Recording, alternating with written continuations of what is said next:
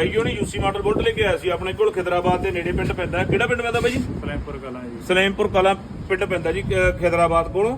ਤੇ ਕਿਆ ਪ੍ਰੋਬਲਮ ਸੀ ਬਾਈ ਇਹਦੇ ਚ? ਬਾਈ ਗੈਂ ਦੀ ਬਹੁਤ ਆਵਾਜ਼ ਕਰਦਾ ਸੀਗਾ ਇਹ। ਮਤਲਬ ਜਦੋਂ ਸਟਾਰਟ ਕਰ ਲੈਂਦੇ ਸੀ ਤੇ ਗੈਂ ਦੀ ਆਵਾਜ਼, ਮਤਲਬ ਕਿ ਗੈਂ ਦੀ ਗੂੰਜ ਪਾਉਂਦਾ ਸੀਗਾ ਮੋਟਰਸਾਈਕਲ। ਤੇ ਕੇਮਾਂ ਦੀ ਸੈਟਿੰਗ ਹੋਣੇ ਵਾਲੀ ਸੀਗੀ, ਠੀਕ ਹੈ। ਆਪਾਂ ਨੇ ਸਿਰਫ ਕੇਮਾਂ ਦੀ ਸੈਟਿੰਗ ਕੀਤੀ ਹੈ, ਕੁਝ ਨਵਾਂ ਨਹੀਂ ਪਾਇਆ ਹੈ ਇਹਦੇ 'ਚ। 0/0 ਸੈਟਿੰਗ ਹੋ ਚੁੱਕੀ ਹੈ, ਸਾਫ ਸਫਾਈ ਹੋ ਚੁੱਕੀ ਹੈ, ਚੈੱਕ ਕਰਾ ਦਿਓ। ਤੇ ਹੁਣ ਇਹਨੂੰ ਫਿੱਟ ਕਰਕੇ ਬਾਈ ਜੀ ਉਹਨਾਂ ਨੂੰ ਚੈੱਕ ਕਰੋ। ਲਓ ਜੀ ਆ ਗਏ ਨੇ ਵੀਰੋ ਨੇ ਟਰਾਈ ਲੈ ਕੇ।